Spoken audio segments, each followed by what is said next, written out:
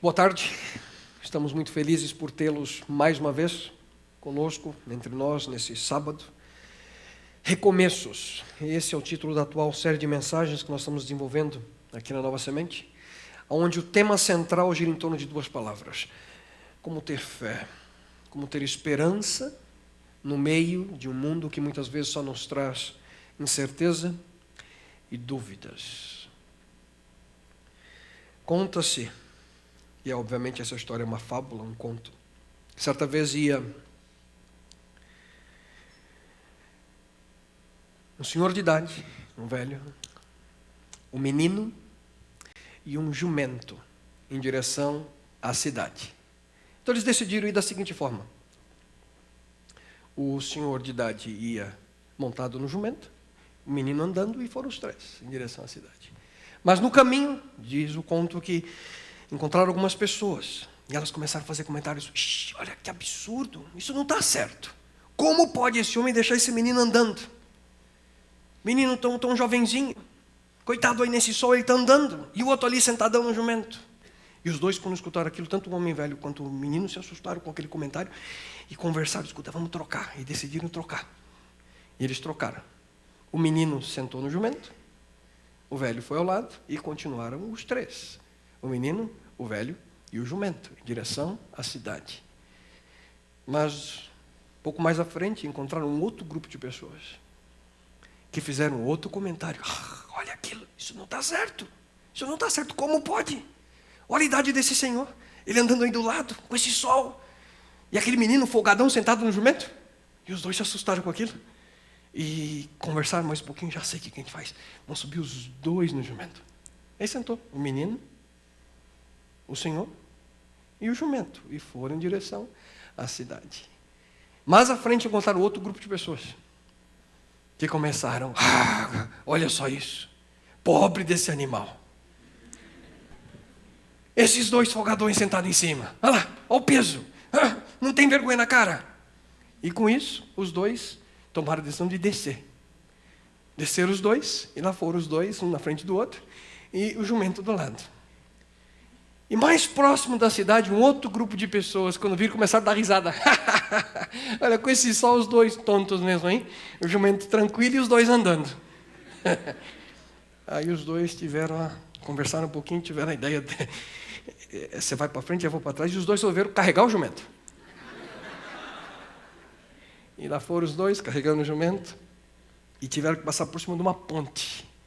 E no momento que estavam passando pela ponte, o senhor escorregou e o jumento caiu no rio e morreu afogado. Moral da história: quando você tenta agradar todo mundo, inevitavelmente você vai ficar sem o seu jumento.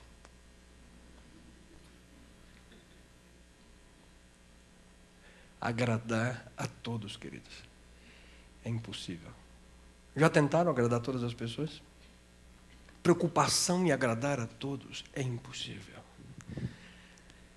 Mas eu pergunto a vocês: e a Deus? Devemos ou não agradá-lo? Mas afinal, o que nós precisamos para agradar a Deus? Muitos pensam que agradar a Deus é possível através de rituais religiosos. Imaginam que fazendo algo religioso, vez ou outra, não precisa ser sempre não, quem sabe uma vez por ano é o suficiente para agradar a Deus. Outros já imaginam que podem agradar a Deus através das suas boas ações. Eles pensam que viver fazendo coisas boas, aqui ou acolá, é o suficiente para agradar a Deus.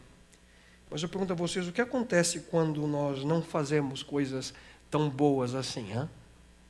No entanto, como nós já vimos ao longo dessa série, só existe, queridos, uma forma de agradar a Deus. Você se lembra do texto? A Bíblia diz que sem fé é impossível agradar a Deus. Queridos, a única maneira de plenamente agradar o Criador do universo é através da nossa fé. E um dos mais importantes aspectos é relacionados com essa crença. É a convicção de que Deus nos ouve. E a certeza de que Ele sempre responde nossa súplica. E para isso, queridos, nós precisamos de fé. Hoje no mundo lá fora, quando você diz que você conversa com Deus e que Deus ouve sua prece, as pessoas podem rir de você. Para você dizer isso com convicção, você precisa ter fé. Você e eu precisamos crer. E fé, queridos, fé é a chave que abre a porta do céu a nós, através da oração. Mas a pergunta que surge sempre é a seguinte: como ter fé? Como acreditar em algo que eu não vejo? Algo que eu não sinto? Eu já ouvi como pastor mais de uma vez, queridos, creiam nisso, pessoas dizendo: eu não consigo ter fé. Eu até que queria, que eu gostaria, mas não consigo, eu não tenho. Você quer ter fé? Você quer ter fé? O livro de Romanos nos apresenta onde nós podemos encontrá-la. E no capítulo 10, versículo 17, nós lemos o seguinte: de sorte que a fé vem pelo ouvir, e o ouvir pela palavra de Deus. Queridos, a fé genuína, todavia, não é confiança cega em algo destituído de evidências. Em contrapartida, a fé é a convicção sobre coisas que não podemos ver. Paulo também afirma o seguinte: ora, a fé é a certeza daquilo que esperamos e a prova das coisas que não vemos. Mas essa convicção, queridos, deve ser fundamentada sobre conhecimento. O conhecimento que vem da palavra de Deus. A mensagem sobre Jesus Cristo nesse livro, do Gênesis, que é o seu primeiro livro, ao último, o Apocalipse. O personagem central é Jesus Cristo.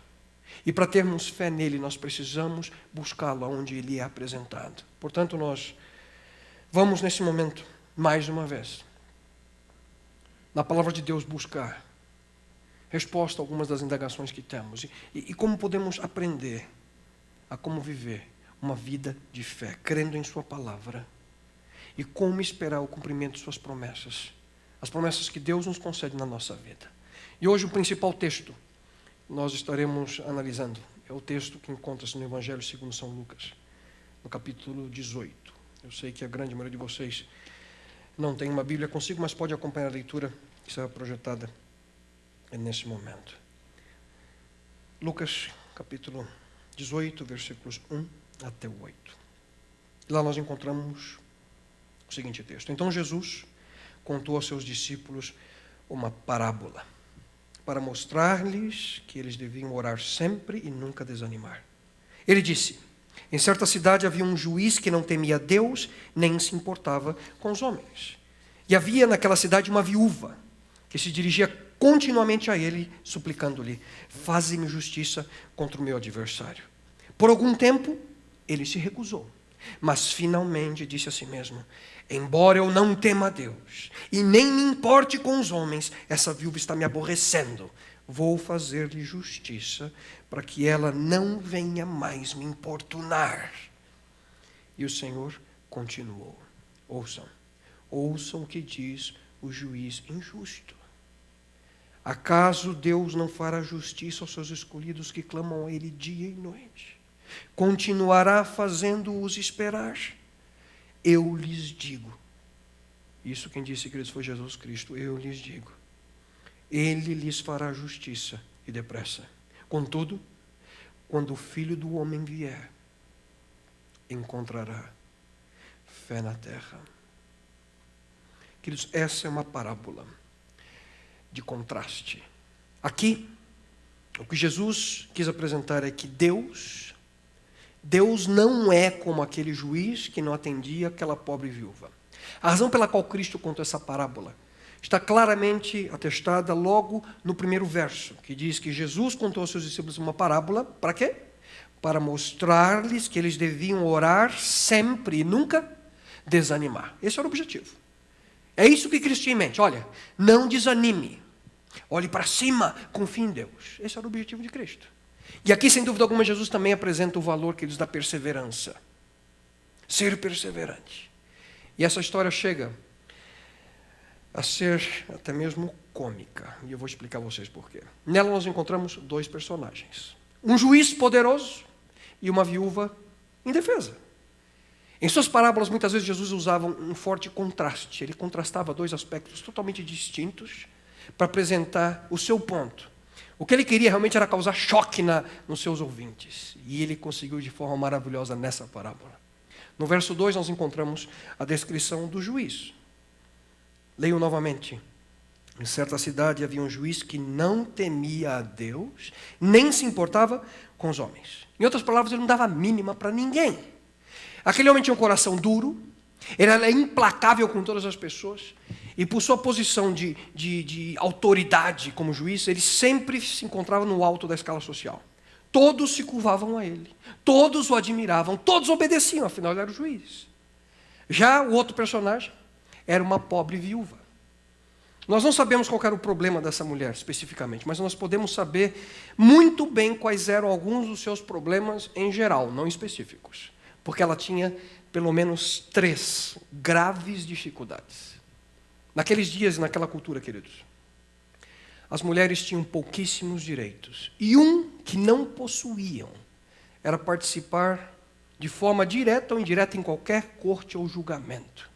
Somente um homem podia representar uma mulher. E se ser uma mulher já era um problema, além disso, aquela mulher era viúva. E para complicar mais a situação, as viúvas não tinham qualquer direito legal. Isso significava estar em último plano na escala social. A palavra viúva, no original grego, significa, queridos, literalmente, a palavra viúva significa esquecida, deixada vazia, como uma cidade saqueada. E por último, aquela mulher muito provavelmente era pobre. E não havia como pagar qualquer tipo de propina para ser aceita pelo sistema, que naquela época já traía corrupção e ganância. Ela não tinha como pagar. Essa mulher não tinha como ver o seu caso resolvido. Só que, segundo aquilo que lemos, essa mulher não desistiria tão facilmente. Ela tinha um problema e persistentemente ela buscava auxílio desse importante juiz. Ele não atendia a mulher. E ela continuava dia após dia em busca de justiça. No entanto, diz a palavra de Deus, no versículo 4 e 5. Por algum tempo ele se recusou, juiz.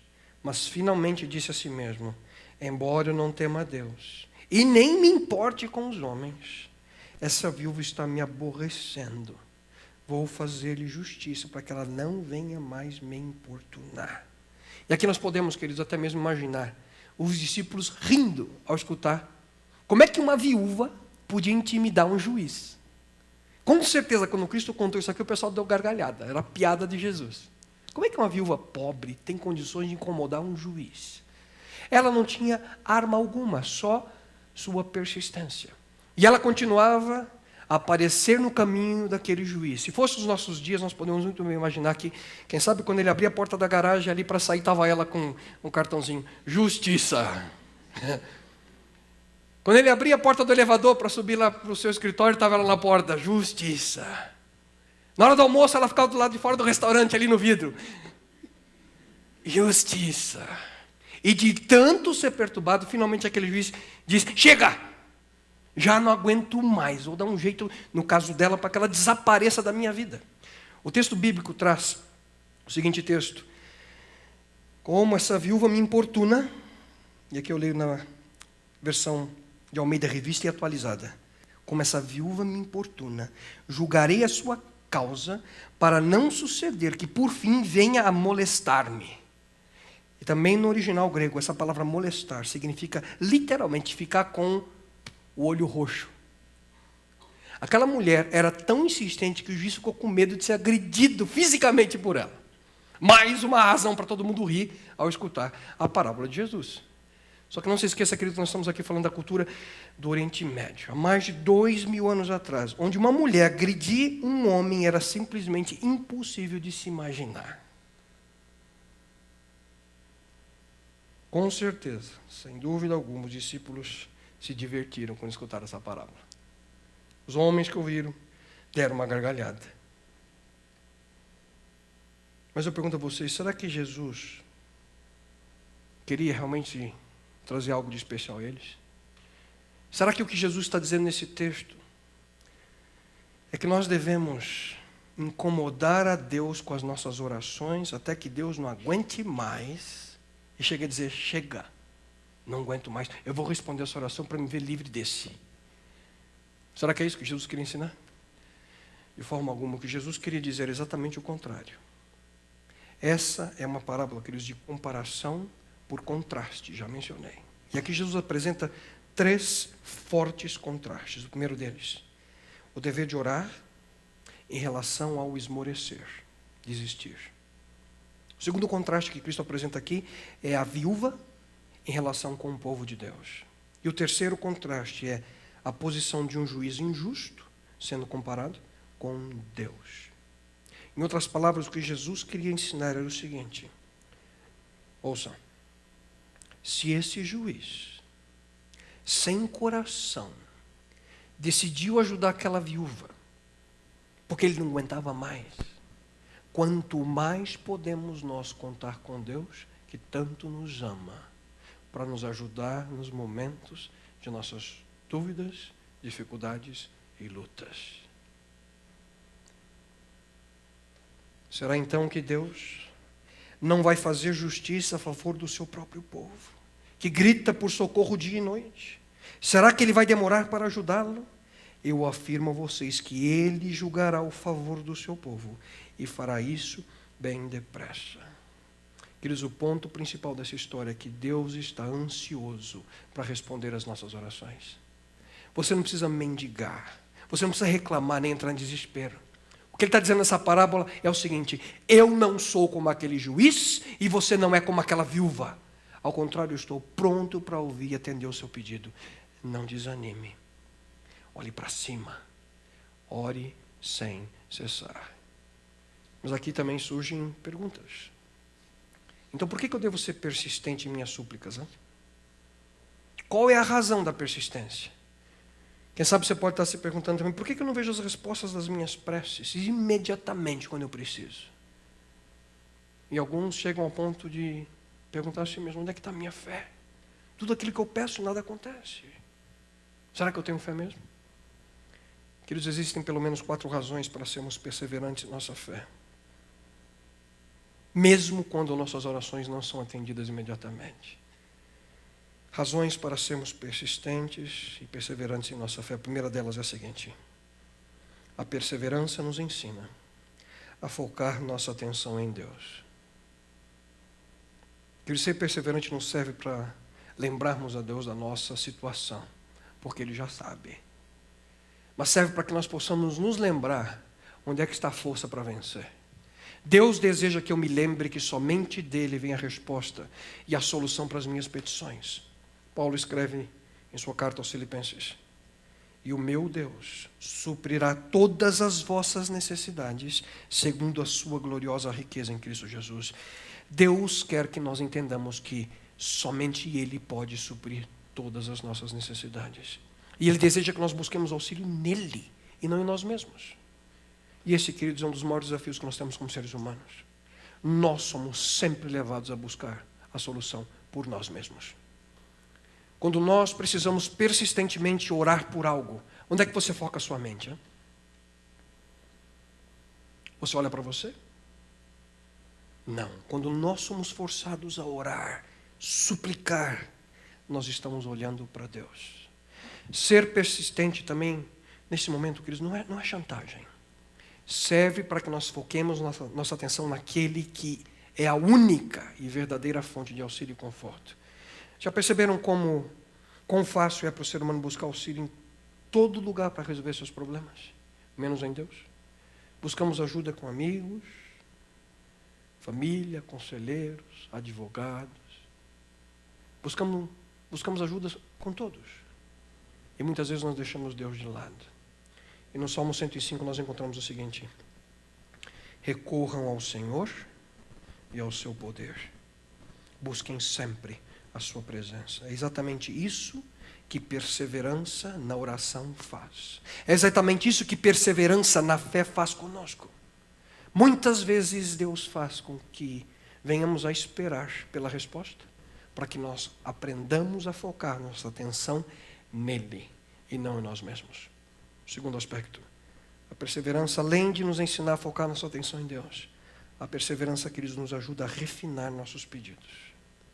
A espera pela resposta para as nossas preces nos ajuda, queridos, a melhor entender o que realmente queremos e precisamos. A maioria dos nossos pedidos são absolutamente não específicos. Deus abençoa a minha vida. Como é que você vai saber que você recebeu a resposta? Muitas vezes a bênção que você pede pode se tornar um problema para você. E é isso que você quer, problema? Você por acaso ora assim, Deus, me deu um monte de problemas. Você ora assim? Claro que não. Só que se Deus nos concedesse tudo o que nós pedimos, certamente nós causaríamos muitos problemas na nossa vida e a vida de outras pessoas. Portanto, seja específico em suas orações. Não seja vago.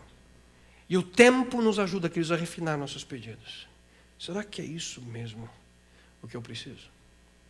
Será que aquilo que nós tanto queremos não nos leva a orar mais do que uma ou duas vezes por isso?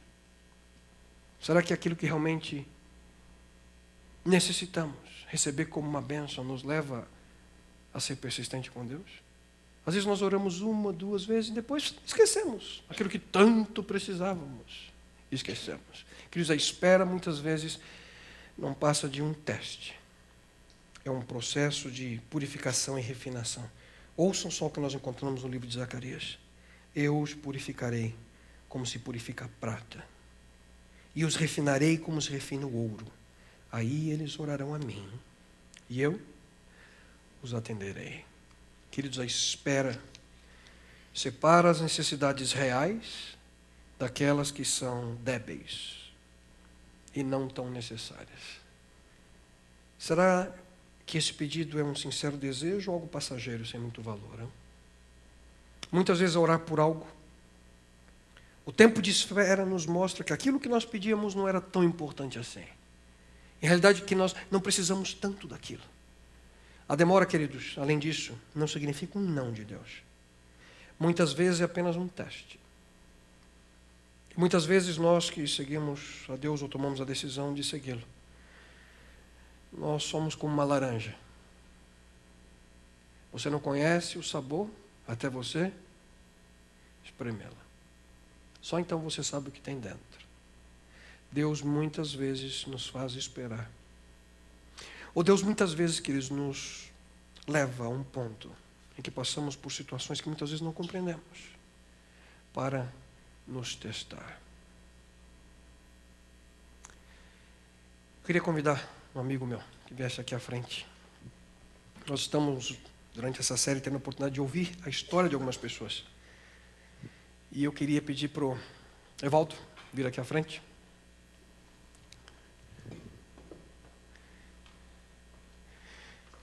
Evaldo, senta aqui. Tudo bem, querida? Senta aqui um pouquinho.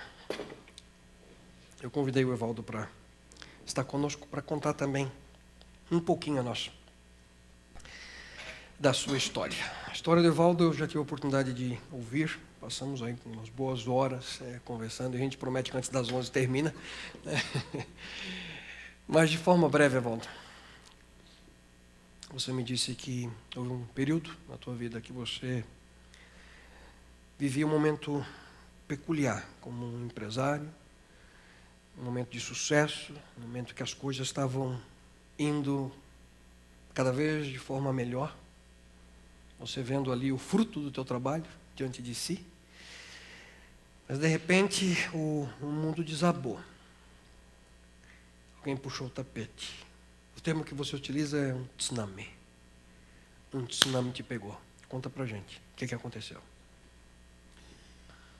Eu diria que o ano de 2007, eu vivia o melhor ano da minha vida, em todos os aspectos. Leila, minha esposa, eu, uma filha de 5 anos e um filho de 3 anos, a Laura e o Gustavo. Eu iniciei o ano de 2007 como qualquer pessoa gostaria de iniciar. Tudo em ordem, tudo certo, vida familiar, vida empresarial, todas as coisas caminhando absolutamente sob o meu controle. Era exatamente como eu imaginava. Nós tínhamos, inclusive, no mês de abril e maio, já uma viagem marcada, Leila e eu, faremos uma viagem gostosa pela Europa, alguma coisa assim, já estávamos absolutamente tranquilos. O plano para o ano estava pronto, né? Plano, absolutamente, e como sempre, levava para Deus e falava, referenda isso aí, o meu plano, por favor, abençoe isto. Tá Era pronto, a né? forma como a gente costumava agir. Quando, em abril, nossa filha de 5 anos, a Leila acorda pela manhã, levamos ela ao hospital, ela estava de uma sequência de febre, e tivemos um diagnóstico adverso, e foi diagnosticado um câncer, um tumor chamado tumor de Wilms, um dos mais agressivos que existe, e nós vimos o nosso mundo desabou. Conta pra gente, Evaldo, naquele momento que você soube que a Laurinha foi diagnosticada com câncer, qual foi a tua reação imediata com Deus? Imediatamente eu tive a consciência de que eu não tinha controle nenhum sobre a vida da minha filha. Eu que tinha trabalhado tanto, me esforçado tanto, matado tantos leões diariamente, garantindo uma estabilidade que eu julgava ser uma estabilidade que desse o controle absoluto, inclusive no que diz respeito à saúde dos meus filhos e da minha família, achava que isso era o suficiente, percebi imediatamente que eu não tinha mais o controle. E a primeira reação que eu tive em relação a Deus naquele momento foi que Deus era um monstro. Mas não permitir aquilo com aquela situação. A visão que eu tinha da monstruosidade de Deus não era uma monstruosidade ameaçadora ou tétrica, não era bem isso, não, mas era a grandiosidade dele, o poder dele era tão grande, a ponto de me transformar num verme, num nada, sem nenhum controle sobre absolutamente nada, que para mim era o mais precioso, que era a vida da Laura naquele momento. À noite, ela já ficou, imediatamente, já foi para o quarto, já foi internada, e já começa todo o procedimento de exames e coisas assim. Eu lembro que, quando ela pegou no sono, a Leila pegou na minha mão, pegamos na mãozinha dela, dormindo, e a Leila pediu que eu fizesse uma oração. Quando a Leila pediu que eu fizesse uma oração, eu respondi a Leila, eu não tenho o que orar. Pela primeira vez na minha vida, eu senti que tudo que eu tinha feito em termos de oração até ali era pura retórica, porque orar também a gente aprende, é a prática. Rezar a gente aprende, é prática. E naquele momento eu senti que aquilo não tinha nenhuma serventia. Quem sabe a tua vida espiritual naquele momento era só uma formalidade, não uma experiência verdadeira com Deus. Puramente, de uma família religiosa que vinha, eu percebi que não me valia nada. E nesse momento, pelo aquilo que você já me contou, iniciou-se o tratamento com a Laura, quimioterapia, e houve um momento que tocou profundamente o seu coração, um momento que vocês estavam juntos, em casa, e foram orar com a Laura. Conta pra gente o que ela pediu. Nós tínhamos iniciado o processo de quimioterapia, que é um processo extremamente doloroso, principalmente para uma menina, sob o aspecto da vaidade feminina. A maior preocupação dela era exatamente a queda do cabelinho. Nós estávamos vivendo um drama muito forte, porque, paralelamente a isso, eu estava com o coração muito abalado, porque dentro de 2 semanas após a operação dela, eu perdi um irmão de forma trágica. 2 semanas depois, um irmão de 49 anos, uma pessoa brilhante, também com uma filha de 4 anos, cometeu um suicídio. Ele estava com depressão. Então, eu percebi que o tsunami na minha vida não parava. Não parava. Eu não tinha mais controle sobre a minha vida.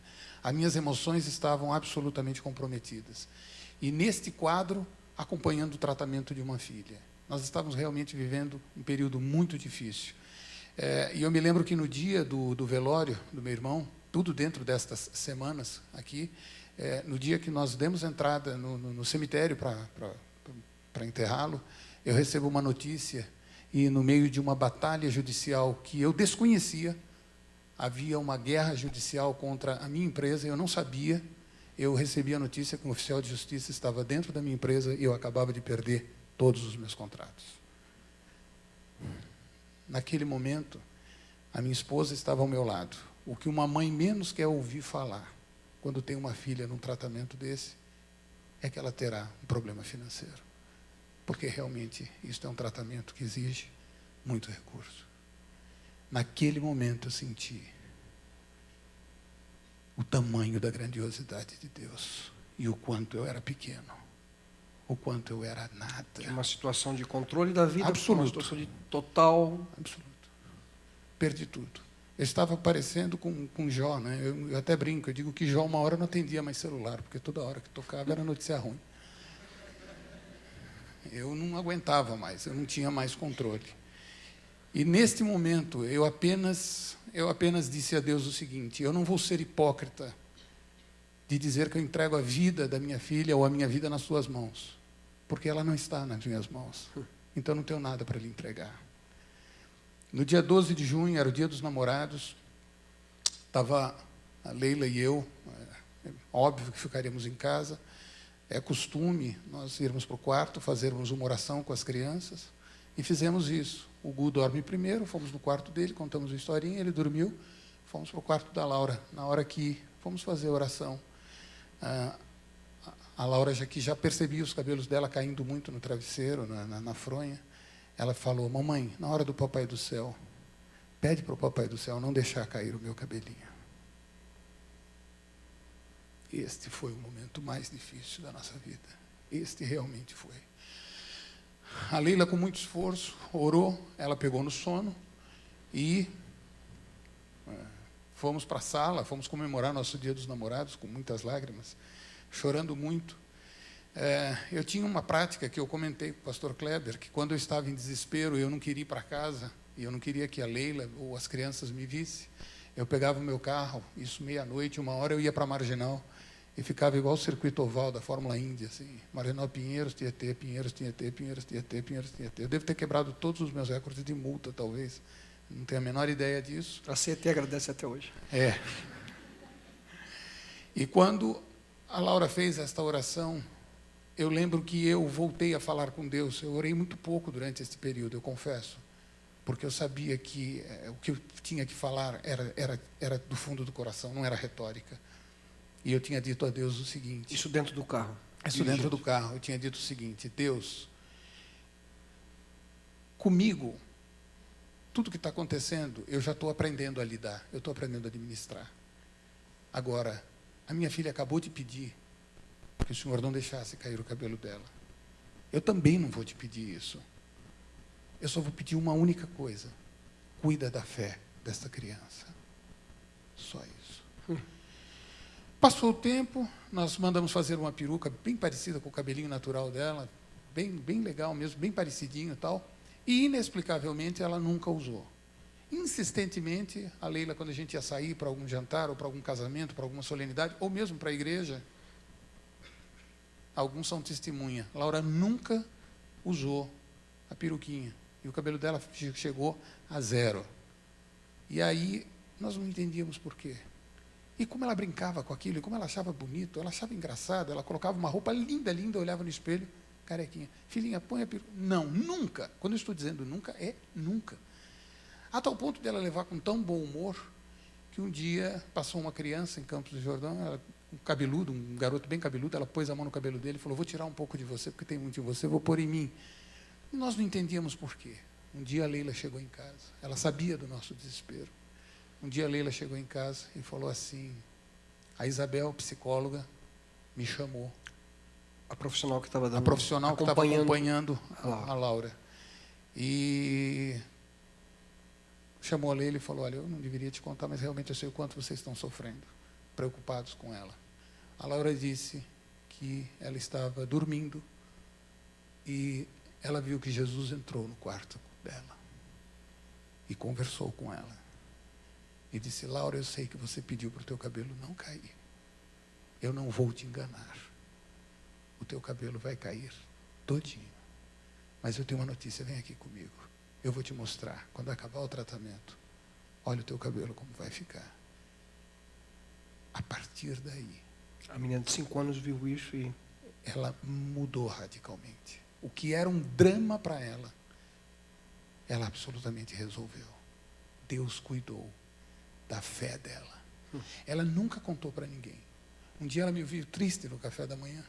Ela chegou para mim e falou assim: papai, sabe por que eu não dou nem bola porque está caindo meu cabelo? Porque Jesus entrou no meu quarto. E aí ela contou para mim. E disse que o meu cabelo ia cair. Eu sei que vai cair, caiu tudo. Mas um dia meu cabelo vai crescer. Pode conta para a gente aqui. Acabaram-se nossos É grande, com certeza. É dúvida que todos têm no coração aqui e na mente. Hoje, a Laura, do ponto de vista médico, em sua saúde, como é que ela está? Ela está absolutamente curada. Ela teve um tratamento à altura, a necessidade exata dela. O número de quimioterapias, um total de cerca de 28 químios, eu diria com toda segurança, ela não aguentaria a 29ª. Quando ela chegou no limite, ela já não tinha mais nenhuma resistência, ela estava no limite e acabou exatamente ali o tratamento. A partir daí, a recuperação dela vem se dando, todas as sessões, já vai completar 2 anos de que isso aconteceu. Nós somos absolutamente felizes. E só para concluir, obviamente, a Leila está sentada bem ali, a esposa do Evaldo.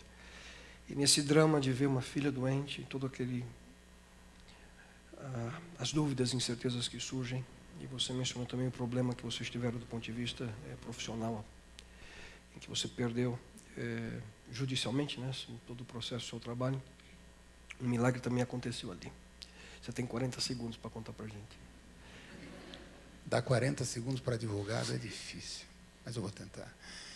Essa decisão judicial tinha sido dada sem o meu conhecimento.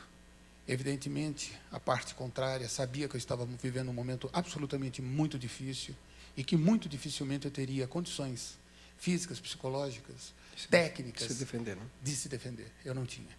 E, particularmente neste caso, eu atuaria eu mesmo como advogado, que é a minha especialização. Leila olhou para mim e disse: eu acredito em você, você é um profissional, você conseguirá fazer. Eu disse a Leila: obrigado pelo elogio, mas só um milagre reverte essa decisão. Eu tenho mais de 25 anos de carreira, eu sabia do que eu falava.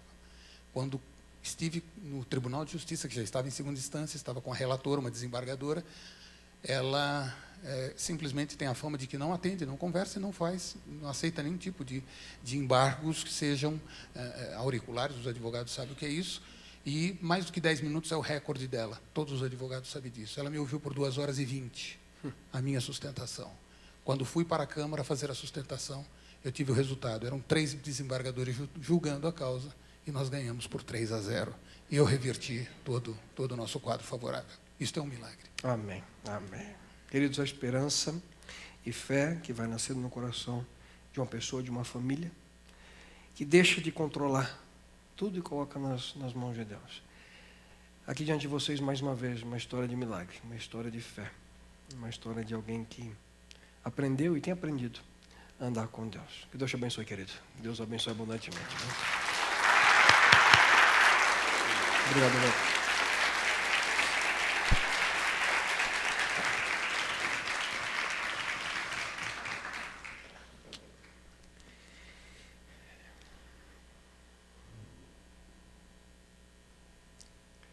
E a saída, os que quiserem, podem ver a Laurinha correndo por aí. Queridos, você realmente quer algo? Não é que Deus não deseja conceder a você o seu pedido, a sua súplica, mas o que Ele quer é ter a certeza que você realmente deseja receber essa bênção. Será que você realmente tanto precisa daquilo que você diz precisar? Será que você é perseverante no seu pedido? A Bíblia diz o seguinte, em Jeremias 29:13. Deus fala: buscar-me-eis e me achareis quando me buscardes de todo o vosso coração. Nada que seja de valor, queridos, é obtido com orações que não venham verdadeiramente do coração. Aquilo que muitas vezes sai apenas da boca para fora não será atendido. Se me buscardes de todo o vosso coração. Deus está dizendo o seguinte: peça com convicção e você receberá. Peça com fé e eu te atenderei. Portanto, perseverar em oração, queridos, nos ensina a focar nossa atenção em Deus e nos ajuda também a refinar nosso pedido. E uma terceira razão para que sejamos persistentes na nossa fé orar é o seguinte: a perseverança nos prepara para receber a resposta. Em muitas situações, Deus deseja nos dar muito mais do que aquilo que nós estamos pedindo. É isso mesmo, nós estamos orando por algo, mas Deus quer nos conceder mais. Como também nós já vimos nas últimas semanas, um dos mais belos textos do Novo Testamento diz o seguinte: agora, glória seja dada a Deus, que pelo seu grandioso poder operando em nós é capaz de fazer muito mais do que nós jamais ousaríamos pedir ou mesmo imaginar, infinitamente além das nossas mais sublimes orações, anseios, pensamentos ou esperança. Deus quer fazer muito mais além daquilo que nós pedimos. Aleluia por isso, queridos. Muitas vezes nós pedimos uma bênção pequena e Deus não nos concede. Por quê? Porque Ele quer nos dar uma bênção ainda maior. Ele quer nos conceder algo melhor, algo para que nós possamos realmente sentir o seu poder, e para isso nós precisamos estar preparados. Queridos, nós precisamos ser gratos a Deus por Ele não responder a alguns dos nossos pedidos que fazemos, pois ainda nós não estamos prontos para a resposta. E Deus permite situações na nossa vida para nos preparar. Existem algumas mudanças que Deus quer fazer em você, que Deus quer fazer em mim. E a verdade é que a fé pode, de uma maneira extraordinária, queridos, mudar circunstâncias, mas acima de tudo a fé pode mudar você. A fé pode mudar minha vida. E Deus está muito mais interessado em você e em mim do que nas nossas circunstâncias. E Ele deseja fazer mudanças na sua e na minha vida. E é por essa razão que Deus permite situações muitas vezes adversas. Vimos aqui na experiência do Evaldo, num período curto de tempo, problema com a filha, perda do irmão, problema profissional. Por quê? Deus tem um propósito, um plano na vida de cada um de nós. E muitas vezes permite situações a que nós vivamos uma mudança. Por essa razão, muitas vezes nossa oração não é atendida de acordo com a nossa agenda pessoal. Muitas vezes nós somos atendidos, queridos, logo após nós termos efetuado uma mudança. A mudança que Deus quer que nós tenhamos na nossa vida. Quando nós estamos prontos para receber a resposta, as portas do céu se abrem e Deus atende a nossa prece. A oração, queridos, não é um jogo de convencimento com Deus, onde você fica tentando convencê-lo a te atender. A nossa principal batalha não é com Deus, é conosco mesmos.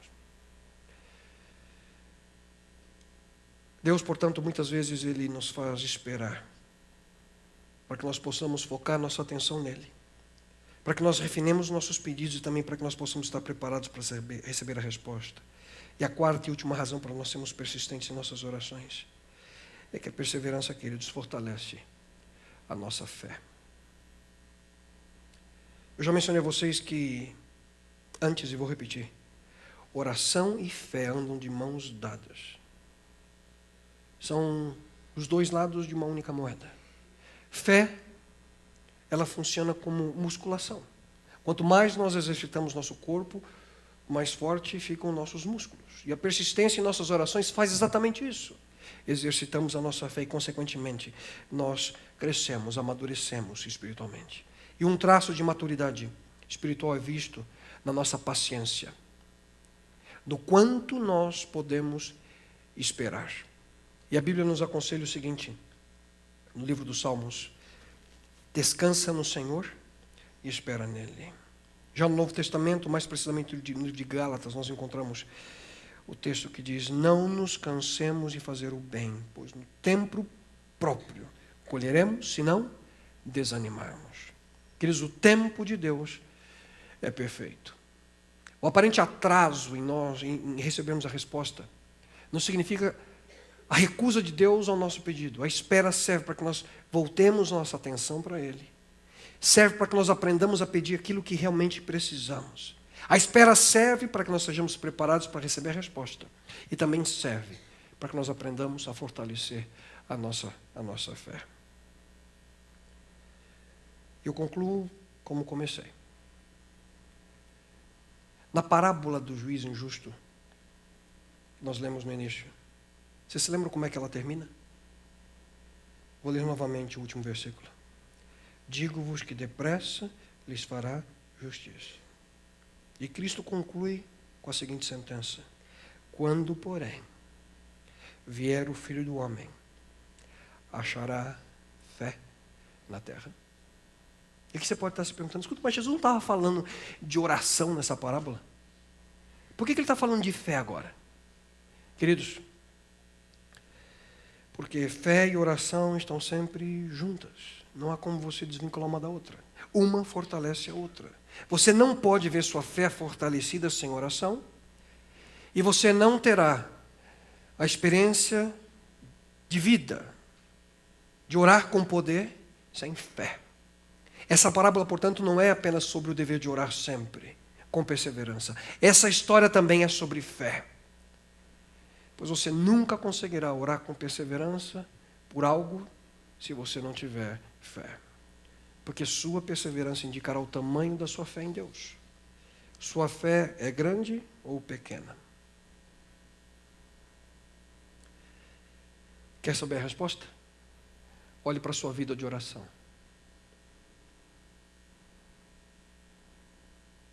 Sua fé é grande ou pequena? Olhe para a sua vida de estudo e reflexão na palavra de Deus. Você tem orado por algo que você pode fazer por você mesmo? Se você tem uma grande fé, você fará grandes pedidos a Deus. Coisas que nunca conseguirá por você mesmo. Ah, você pode estar pensando agora. Agora eu vou pedir para Deus todos os dias para ganhar na Mega Sena. É só pedir com fé, o pastor falou. Queridos, não se esqueçam que a Bíblia diz: sem fé é o quê? Impossível agradar a Deus. Fé é necessária para agradar a Deus e não a você. Hein? E a fé que Deus concede a cada um de nós tem um propósito. A Bíblia também diz: obtendo o fim da vossa fé, que é o quê? A salvação da vossa alma. Portanto, se Deus achar que riqueza será algo que o ajudará a alcançar a salvação da sua alma, Ele concederá a você. Mas antes eu lhe aconselho a buscar na Bíblia o que Deus diz sobre as riquezas e o reino de Deus. Que por sinal está no mesmo capítulo da história da viúva e do juiz, em Lucas, no versículo 25. Prezados, a fé genuína faz com que nós sejamos perseverantes. E como orar com perseverança? Peçam e lhes será dado. Busquem e encontrarão. Batam e a porta lhes será aberta. Pois todo o que pede recebe, o que busca encontra, e aquele que bate, a porta será aberta. O que acontece, queridos, é que muitas vezes nós batemos e saímos correndo antes da porta abrir. Você se lembra quando você fazia isso quando você era criança? Hã? Toca a campainha e sai correndo. Pois é, muitos de nós continuamos a fazer a mesma coisa como adultos na nossa vida espiritual. Sabe como? Pela maneira que nós oramos. A gente toca a campainha e sai correndo. Queridos, continue pedindo, continue buscando, continue batendo. Não para cansar a Deus, mas para o seu próprio benefício. Sem fé é impossível agradar a Deus. O que você precisa? O que eu preciso para ter mais fé? Você quer aprender a orar? A fé vem pelo ouvir e ouvir pela palavra de Deus. Você deseja que Deus realmente interfira na sua vida? Que Deus atenda às suas orações? Seu casamento Sofre. Você já não sabe mais o que fazer com o seu filho ou sua filha? Você enfrenta uma séria doença que não tem cura? Buscando o melhor emprego? Se você ora por essas coisas e aparentemente você não vê nenhuma resposta, e se você está pronto para jogar toalha, se você se sente como aquela viúva, sem esperança, sem força para continuar, sem encontrar ajuda, lembre-se do ponto principal dessa parábola. Não desista. Não desista. Continue firme em suas orações. Olhe para cima. Não se desespere. Ore. Confie no Senhor. Ore. Persevere no Senhor. Ore. E a perseverança lhe dará, querido. A perseverança lhe dará, querida amiga, vitória no final. Ore e espere pelo milagre. Ore. Vale a pena ser persistente. Não desista. Querido amigo, você quer ter mais fé? Peça a Deus em oração. Você quer aprender a orar? Tenha fé no Senhor. Você quer viver a experiência de fé genuína? Busca a orientação de Deus em sua palavra. Não se esqueça, nunca se esqueça, sem fé é impossível agradar a Deus. E a fé vem pelo ouvir e ouvir de sua palavra. Portanto, a fim que nós possamos desenvolver uma fé genuína, uma fé poderosa, queridos, não há substituto para o sistemático e dedicado estudo da Bíblia. E aqui, queridos, as promessas de Deus são a garantia que nós teremos auxílio e direção mesmo em meio a problemas e dificuldades. Mais de 7.000 promessas nós encontramos na palavra de Deus. E elas são como um cheque em branco, esperando a ser depositado na tua conta, na tua vida, na minha vida. Não desista. Confie em Deus. Não desista. Persevere. Busque a sua orientação. Busque aquele que é o autor e consumador da fé, Jesus Cristo. Oramos. Pai eterno,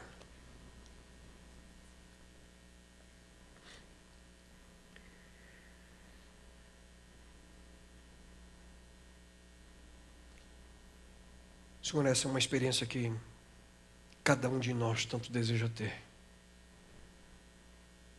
A fé que remove montanhas. A fé inabalável. A fé sem limite. Mas, bom Deus, nós somos tão pequenos, tão fracos, tão falhos. Mas, bom Deus, em tua misericórdia, suplico que tu possas ajudar a cada um de nós, a cada pessoa que aqui se encontra. Porque, sem dúvida alguma, Senhor, entre nós, aqui pessoalmente, aqueles que ouvem essa mensagem nesse momento ou assistem ao DVD, sem dúvida alguma, só existem corações machucados, corações, Senhor, que sangram, histórias de desespero, incerteza, dúvida, histórias, Senhor, marcadas pela dor e pelo sofrimento que esse mundo traz. Cada um de nós, Senhor, tem uma história. E nós precisamos, Senhor, ter a nossa história transformada e mudada pela tua presença. E para isso, bom Deus, dá-nos a fé que necessitamos, Senhor, para sermos persistentes em nossa oração. Para sermos, Senhor, pessoas fiéis à tua palavra. E ajuda-nos, Senhor, que possamos buscar nesses hábitos, o hábito da oração, o hábito da leitura da Bíblia. A fé que necessitamos, Senhor, para vencer as dificuldades desse mundo. Ó Deus, nós queremos, em realidade, Senhor, agradá-lo. E a tua palavra diz que sem fé é impossível conseguimos isso. Ajuda-nos, Senhor, que a nossa experiência individual seja motivo de alegria ao teu coração, Senhor. Que a maneira pela qual nós vivemos, a maneira pela qual pensamos, a maneira pela qual falamos, a maneira pela qual agimos, nós possamos demonstrar que temos fé em Ti. Suplico, bom Deus, tua bênção, tua direção a cada um de nós. E ajuda-nos, Senhor, a viver essa experiência única e pessoal contigo. Isso a Ti nós suplicamos, em nome e pelo amor de teu Filho, nosso Senhor e Salvador Jesus Cristo. Amém, Senhor. Amém, Pai.